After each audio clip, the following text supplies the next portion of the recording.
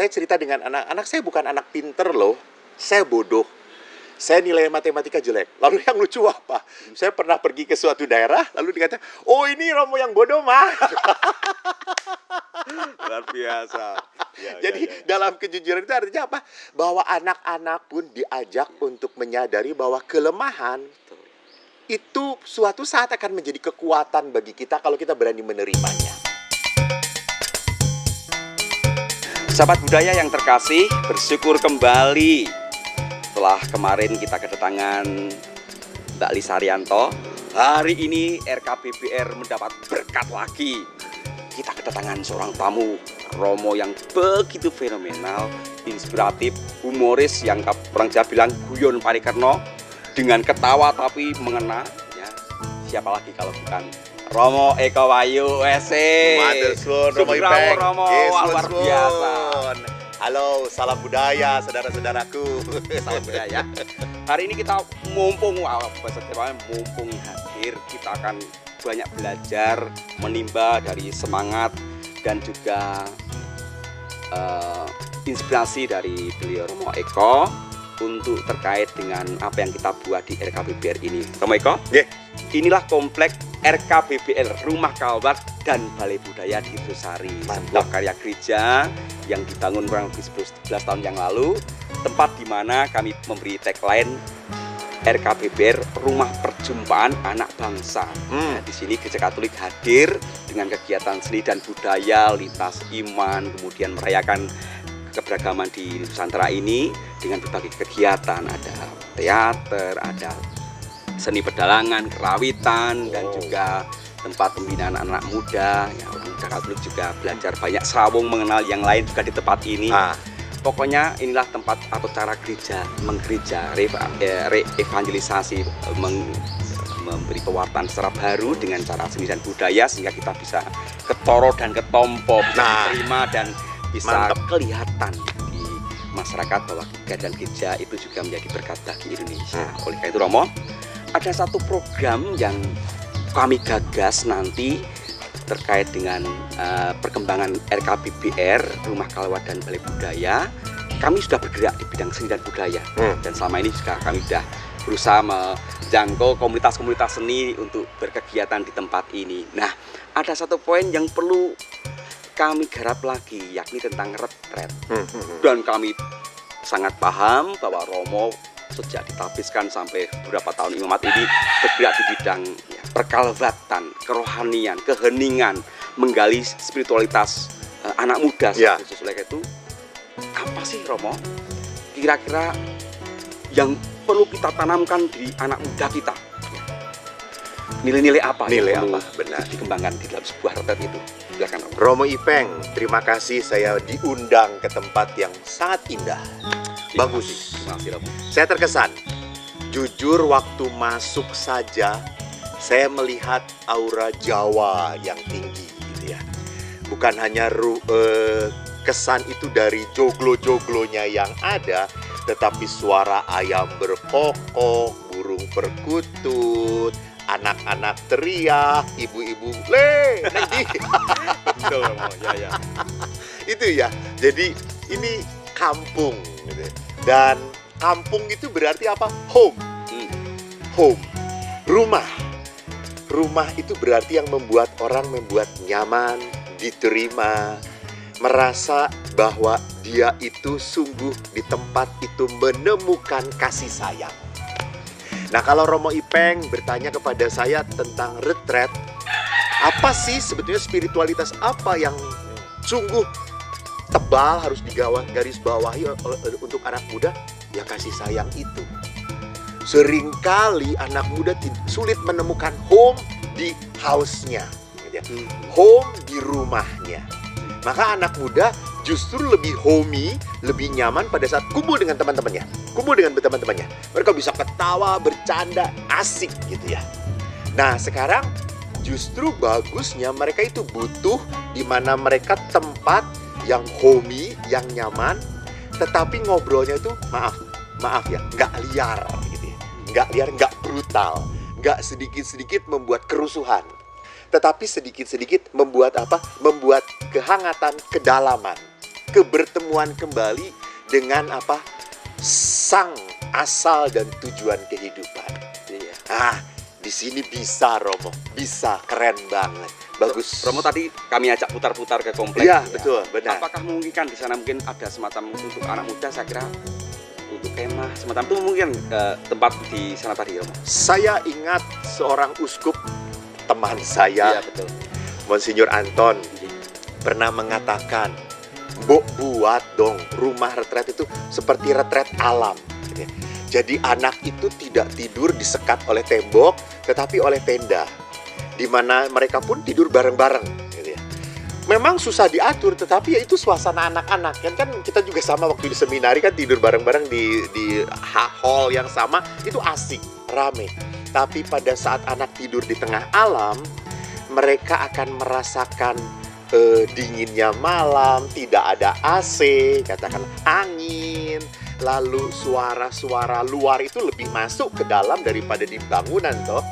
Sehingga pada saat mereka bersentuhan dengan alam dan kita bawa, kita hantar, karena tidak mungkin anak muda itu otomatis ya.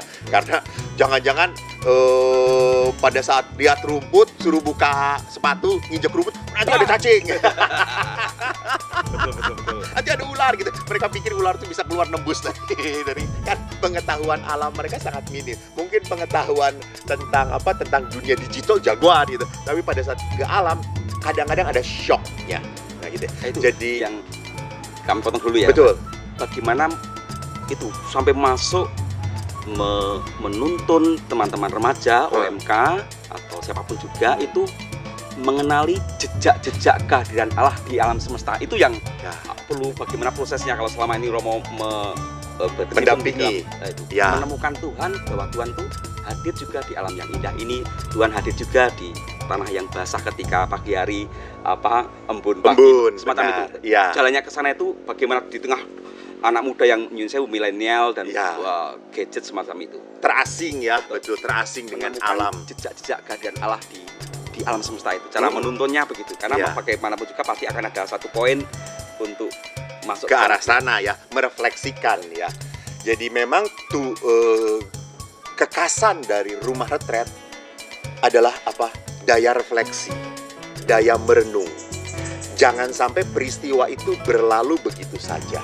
Jadi di dalam setiap peristiwa, sekecil apapun, kita mengajak mereka untuk merasakan, mengalami. Karena merasakan, mengalami, baru orang bisa menjadi penghayatan. Di sini mencapai kedalaman. Nah itu, bagaimana mengantarnya?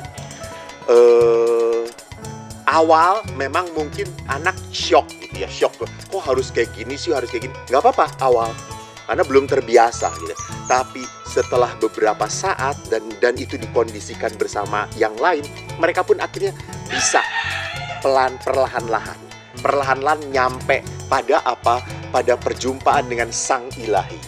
Entah mau dikatakan siapa Sang Ilahi itu, tetapi pada membuahkan dalam hati mereka, oh iya ya, bahwa ini semua saya alami karena kemurahan hati Tuhan. Oh, ini semua karena apa? Karena Tuhan yang memelihara hidup kita. Dan tentunya itu hanya dimungkinkan lewat pertanyaan yang menghantar mereka untuk sampai pada kesadaran. Karena kalau dibuang begitu saja, dicemplungin begitu saja, mereka tidak akan menemukan kesadaran, yang ada adalah kebingungan. Kebingungan gitu. Kon ngopo iki gitu ya. Tilang-tilang ae. Iya. Peng plengak-plengo. Ora jelas. Ya. Romo Eko. Sejauh saya mengikuti Romo Eko itu salah satu yang terngiang di dalam benak saya itu seorang Romo yang itu yang saya katakan di awal tadi, guyon parikeno.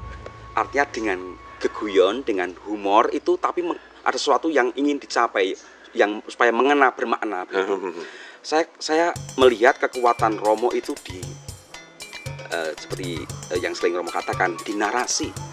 Ada sebuah model katekese naratif eksperensial, sebuah cerita narasi, tapi bukan hanya sekedar cerita, tapi yang sampai ke lubuk pengalaman eksperensial, pengalaman mendasar kehidupan manusia. Dan dulu ketika setiap Romo bercerita tentang kedekatan ayah dan ibu Romo waktu itu, dan di Nyun Sewu di akhir hidup sang bunda itu juga menyentuh. Ini bukan hanya cerita, ini kisah naratif eksperiensial, ini sebuah kisah yang luar biasa. Nah, bagaimana teknik Romo atau kiat-kiat Romo terkait dengan cerita itu, cerita bagaimana sebuah kisah itu menjadi sebuah pengalaman iman, atau sebuah kisah itu menjadi kisah yang kuat, atau sebuah kisah hidup itu menjadi kisah yang berarti bagi orang lain. Dan itu betul saya lihat dalam diri Romo itu, kekuatan ketika bercerita.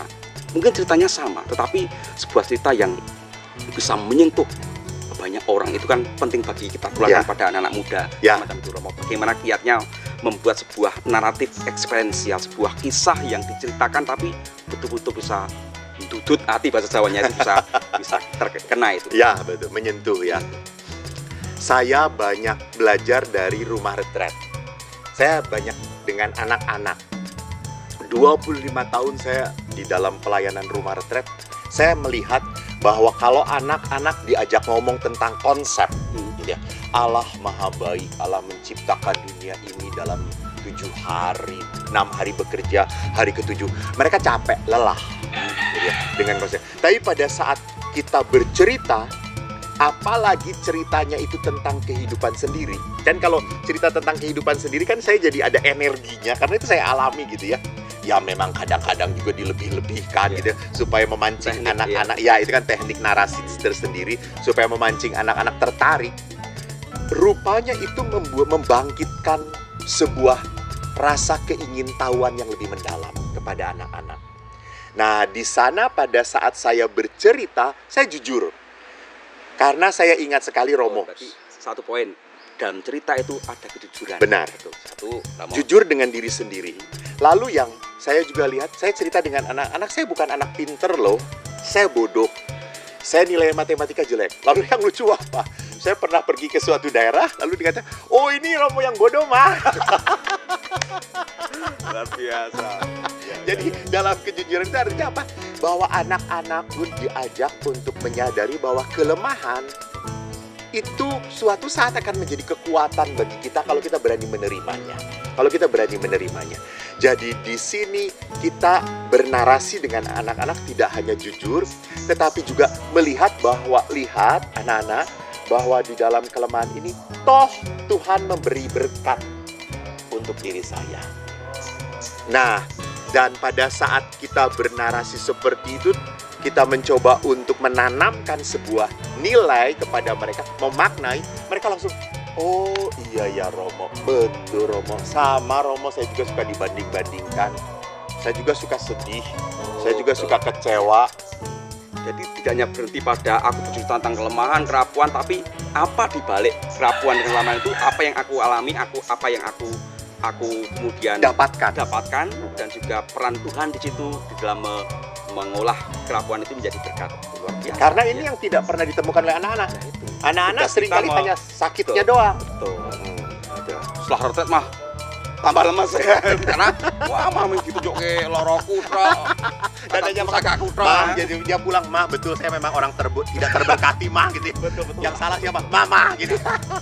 Teman-teman remaja, banyak hal yang kita kulik dari Romo Eko itu. Pertama ya, di cepat ini nanti akan diupayakan ya sebuah tenda untuk kemah retret alam. Bagus. Ya, kita punya inspirasi dan tadi itu pokoknya gayeng-gayengan besok di kompleks Rumah Kalbar Bahagia ini ya. Kemudian terkait dengan Romo sebagai seorang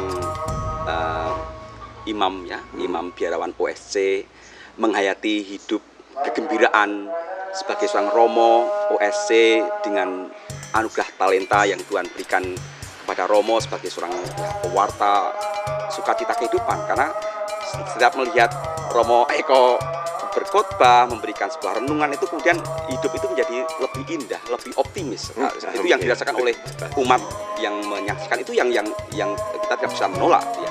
Itu pasti muncul dari kebanggaan Romo terhadap anugerah Tuhan yang Tuhan anugerahkan pada Romo sendiri. Ini bisa disaringkan kepada teman-teman yang ada menyaksikan siaran kita ini.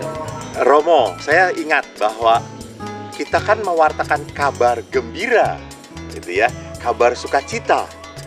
Masa diwartakan dengan berat hati gitu ya.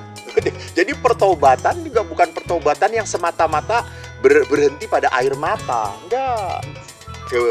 Kami Crosier punya moto in cruce salus. Tidak boleh in cruce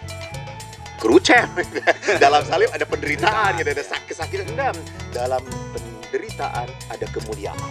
Nah ini, jadi saya selalu mencoba untuk mengangkat bahwa tema pertobatan bukanlah tema yang membuat kita harus deep down turun. Gitu. Allah itu minta kita bangkit kok. Kalau istilah saya kemarin, merenovasi hidup. Tidak hanya meliberalisasi pain, kesakitan, kemarahan, kan itu dalam rumah tangga selalu kita membuang kemarahan, releasing the anger dan semuanya. Tetapi juga apa? Saya mau merenovasi, dan merenovasi itu kan muncul dari sebuah apa? Dari sebuah sukacita, pengharapan. Pengharapan kan selalu membawa sukacita gitu ya. Maka sama Romo Ipeng misalnya saya tuh kebetulan diminta untuk beberapa kali hadir di beberapa tempat untuk pencarian dana. Ini kan mungkin karena dari wajah saya ya saudara-saudara melas gitu ya. Orang tuh kalau ngelihat dia bahagia tapi kelihatan melas gitu ya. Kasih gitu ya. Jadi kalau saya berprinsip pada saat penggalangan dana, ya udah, saya mau bekerja sama dengan Tuhan kok gitu ya. Tuhan memakai saya oke, tugas saya adalah apa? Total out mewartakan dengan sukacita. Saya menikmati. Sehingga kalau orang, Romo nggak capek Romo ini, ya kalau mau ya capek gitu. Tapi ingatkan masa kehidupan manusia itu kan ada waktunya, ada batasnya gitu ya. Mungkin saya beberapa tahun lagi masih tahan, beberapa tahun ke depan kan saya sudah tidak tahan lagi. Ya sudah, ya mumpung masih tahan ya sudah, pol-polan lah ya, gitu, lakukanlah gitu.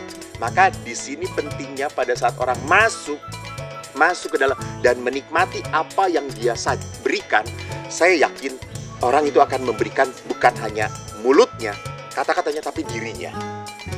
Apa yang diimaninya, apa yang dialaminya. Gitu.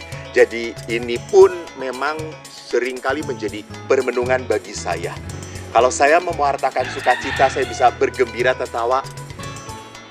Do I really happy with myself? Apakah saya sungguh-sungguh berbahagia dengan diri saya? Apakah saya sungguh merasa nyaman, terberkati? Ya, itu. Jadi pengalaman saya memberikan mau mengubah orang lain tidak akan pernah bisa terjadi karena Yesus harus mengubah diri saya dulu.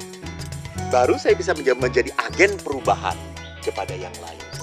Maka di sini saya tidak pernah lupa dari salah seorang Romo Yesuit yang ngajari saya waktu mau tahbisan. Beliau itu mengatakan, Romo, kita itu seperti gelas. Romo itu nanti akan memberi retret, karena saya tahu Romo sudah berdrama di rumah-rumah retret. Jangan sampai gelas itu penuh lalu Romo tumpahkan. Kosong nanti. Kalau kosong, jangan-jangan dimasukinya bukan oleh firman Tuhan tapi oleh tante-tante. Nanti terjerat coy di situ oleh kenikmatan gitu ya. Maka biarkanlah Allah mengisi, dan pelayanan itu adalah luberan. Ini menarik bagi saya. Tumpahan, kelimpahan. Ya kadang saya juga merasa begitu Romo. Seakan-akan kalau ketika meninggalkan atau memusatkan segala sesuatu pada diri kita sendiri, ketika itu lalu di rumah kering sendiri. Benar. Misalnya kalau saya bersama teman-teman membuat event begitu, kalau tujuannya itu untuk saya gitu, setelah mereka gelar habis, selesai kemudian plong. Itu apa toh itu? Apa toh? Percis. Itu betul, artinya sukacita berasal dari Allah itu di dalam bidang apapun juga. Kalau saya bergerak di bidang seni dan budaya, dan Romo juga di bidang yang sama, ternyata sukacita itu sumbernya dari Allah sendiri. Benar. Yang itu yang mengisi tadi itu, mengisi gelas kita supaya tidak kemudian habis ya ketika kita melakukan pelayanan. Ya, benar. Karena celakanya pada saat kita kekosongan, kita akhirnya memutuskan dengan dasar kekosongan, dan keputusan itu pasti akan membawa sebuah kekecewaan, lalu perasaan bersalah, lalu perasaan menyesal yang berkepanjangan gitu ya. Sehingga saat apapun yang kita lakukan, entah itu Anda sebagai pasangan suami istri, entah kita sebagai seorang rohaniwan, tidak pernah boleh kita meninggalkan intimitas dengan Tuhan itu, keterisian, kepenuhan itu dengan Allah. Ya, itu jaminan. Ya. Mungkin untuk kata-kata akhir Romo ya, Rumah Kalwat dan Balai Budaya adalah karya Keuskupan Agung Semarang yang dipercayakan kepada kami para Romo-Romo MSF yang berkarya di tempat ini untuk menjadikan ini adalah gereja yang terbuka, gereja yang menyedulur, gereja yang bersaudara.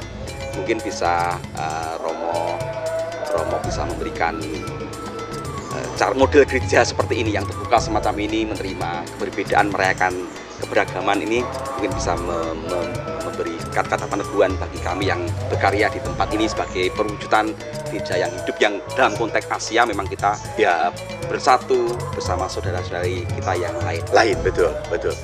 Romo dengan para pelayan di tempat ini, saya mengucapkan terima kasih. Ini kehadiran gereja yang sangat unik, yang beda, bukan pertama-tama dan utama mengedepankan kekatolikannya, bukan, tetapi pertama-tama mengedepankan apa? Mengedepankan sensibilitas manusia untuk bertemu dengan yang ilahi, kepekaan pada kehadiran Tuhan, keberadaan Tuhan, dan ini yang tetap harus dirawat di tempat ini. Karena supaya apa? Supaya masyarakat setempat pun tidak merasakan bahwa ini kristenisasi, katolisasi. Saya senang bahwa Romo bercerita anak-anak datang latihan tari, mereka menikmati tempat ini. Tadi juga ada Bina Iman kumpul di tempat ini menikmati kebersamaan. Mereka pun bisa bareng main, dibawa ke tempat tertentu. Ini berarti apa? Membuat anak-anak kita pun tidak menjadi kelompok yang eksklusif. Selalu bahwa kita diajari oleh Tuhan merangkul siapapun. Tuhan bukanlah Allah yang beragama Katolik. Itu yang harus kita sadari. Yesus bukan agama Katolik. Betul. Tapi Yesus adalah Allah kita. Maka pada saat kita memperkenalkan Allah, bukan semata-mata harus membaptis mereka, tapi tugas kita adalah apa? Menghantar kerahiman Tuhan sampai pada mereka. Ketika nilai-nilai kerajaan Allah dihayati juga oleh mereka, kita pun merasa ini sudah menjadi perwujudan iman kita, ya. Betul, benar. Maka saya senang di tempat ini anak-anak bisa dekat dengan seni dan budaya. Lalu tadi saya melihat bisa dekat dengan alam, dekat sekali dengan kebun. Ada mata air di sini. Wow, kaya banget kata saya tuh. Bagus banget gitu. Asal jangan berpikir dulu untuk membangun gedung yang besar. Aduh, ampun. Saya maaf ya, seringkali dengan gedung yang besar itu membuat kita alienasi, terasing. Mendingan membuat kegiatannya dulu yang bisa membuat regeng, grengseng, gayeng, itu yang lebih penting. Kan denyut jantungnya di situ. Betul. Denyut jantungnya di situ, Romo. Puji Tuhan, memang selama 11 tahun ini masyarakat sekitar sangat menerima keadaan kita. Kalau saya sendiri berpatokan pada sabda Yesus sendiri, ketika ada orang yang mungkin penasaran, curiga, atau yang kepo, atau mungkin menyelidiki. Saya ngambil sabda Tuhan juga, datang dan lihatlah. Apakah kami, dan kutip, mengkatolikan Anda? Tidak, itu teman-teman lintas agama sungguh merasa menjadi tempat ini. Datang dan lihatlah. Apakah kami mengkristenkan Anda? Tidak. Tempat ini adalah rumah perjumpaan anak bangsa, di mana kita bangga dengan Indonesia, bangga dengan keberagaman, dan sama-sama kita mempunyai semangat yang sama untuk membangun peradaban kasih. Ya, bagus Romo. Peradaban kasih, thank you. Iya, bagus itu. Oke, Romo Eko, terima kasih banyak inspirasinya pada siang hari ini. Boleh mampir, boleh berkunjung, dan kapan-kapan kalau mampir ke daerah utara lagi, monggo mampir ini. Siap, karena kami punya prinsip tinuntun jumbuh, bahasa Jawanya, untuk membahasakan penyelenggaraan ilahi. Kami menemukan istilah tinuntun jumbuh, dituntun untuk bertemu. Jumbuh itu pertemuannya ketika Romo datang ke tempat ini, jangan anggap sebagai tamu. Dengan sudah anggota keluarga, dan sudah menjadi gereja dan rumah sendiri. Ya, betul. Jadi nggak bayar ya kalau begitu di sini? Tidak bayar. Bisa malah membawa sesuatu diberikan pada tempat ini. Tidak bayar tapi bawa sesuatu lah. Pinter kan? Terima kasih. Kemudian kita akan ikut mendukung, kita bangga bangga punya seorang Romo yang menginspirasi banyak umat di Indonesia ini. Kita berbangga dengan para imam yang juga memberi daya kreatif, karena di dalam kehidupan gereja itu selalu ada istilah kalau umat aktif, Romo pasti kreatif. Mari kita bersama-sama untuk menghidupkan gereja ini dengan seluruh dinamikanya, dengan membuat menjadi grengseng, regeng, gayeng, dan kemudian gereja bisa menjadi ketoro dan ketompo, relevan dan signifikan untuk masyarakat di Indonesia ini. Tuhan memberkati. Salam budaya. Matur nuwun Romo. Sami-sami. Salam budaya. Rumah perjumpaan anak bangsa.